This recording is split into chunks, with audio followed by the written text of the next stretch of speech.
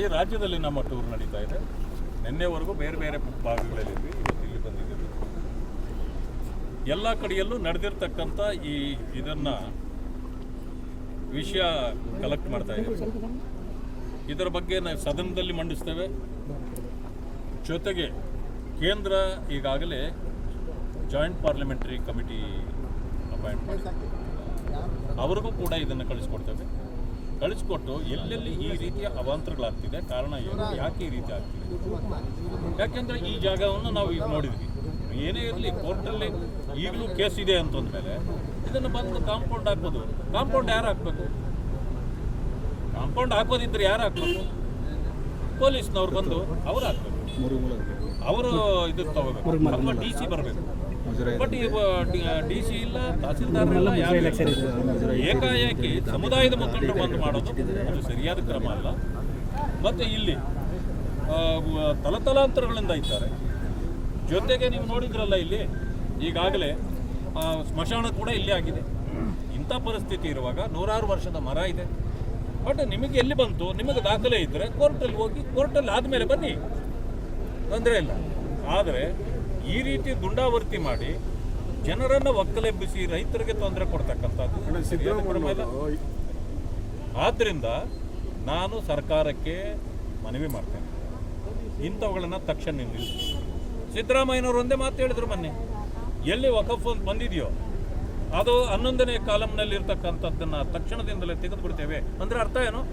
ಅದನ್ನು ಅವ್ರಿಗೆ ವಾಪಸ್ ಕೊಟ್ಟಿರ್ತೇವೆ ಅಂತ. ಹೌದು ತಾನೆ? ಅಂದಮೇಲೆ ಇದೆಲ್ಲ ಯಾಕೆ?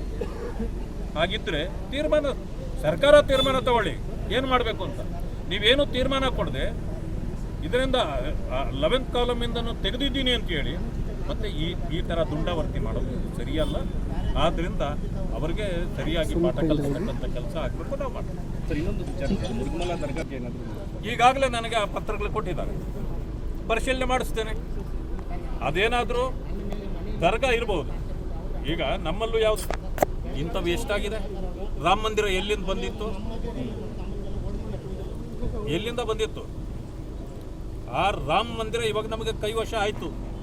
500 ವರ್ಷಗಳ ಹೋರಾಟ ಮಾಡಬೇಕು ಅಲ್ವಾ? ಅದರ ಮೇಲೆ ಇನ್ನೂ ಅನೇಕವಿವೆ. ಆದರೆ ಅವೆಲ್ಲ ಈಗ ಕತೆ ಬೇಕಾಗಿಲ್ಲ.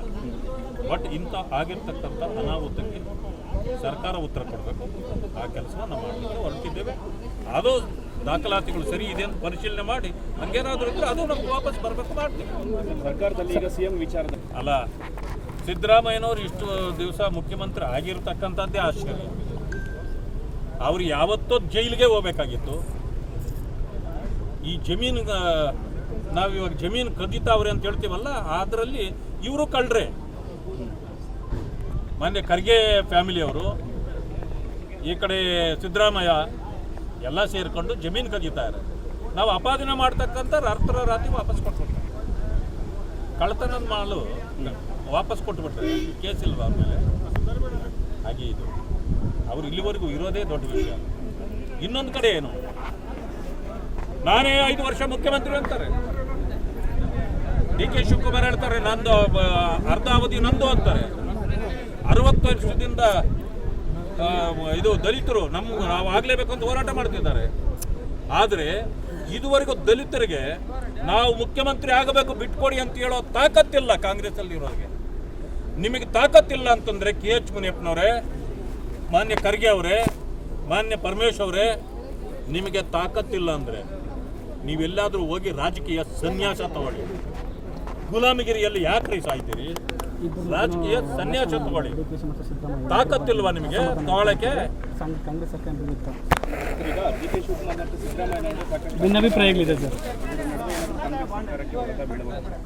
ನೋಡಿ, ಈ ಸರ್ಕಾರ ಟೆಂಪ್ರರಿ ಗೌರ್ಮೆಂಟ್, ಇದು ತಾತ್ಕಾಲಿಕ ಸರ್ಕಾರ. ಇದೇನು ನೀರಿನ ಮೇಲಿನ ಗುಳ್ಳೆ ರೀತಿಯಲ್ಲಿ ಇದು ಹೋಗ್ತಾ ಇದೆ. ಇದು ಯಾವಾಗ ಸ್ಫೋಟ ಆಗುತ್ತೋ ಆವತ್ತು ಸರ್ವನಾಶ ಆಗುತ್ತೆ. ಅಲ್ಲಿವರೆಗೂ ಜನ ನಾವು ಕಾದಿರ್ಬೇಕಷ್ಟೇ.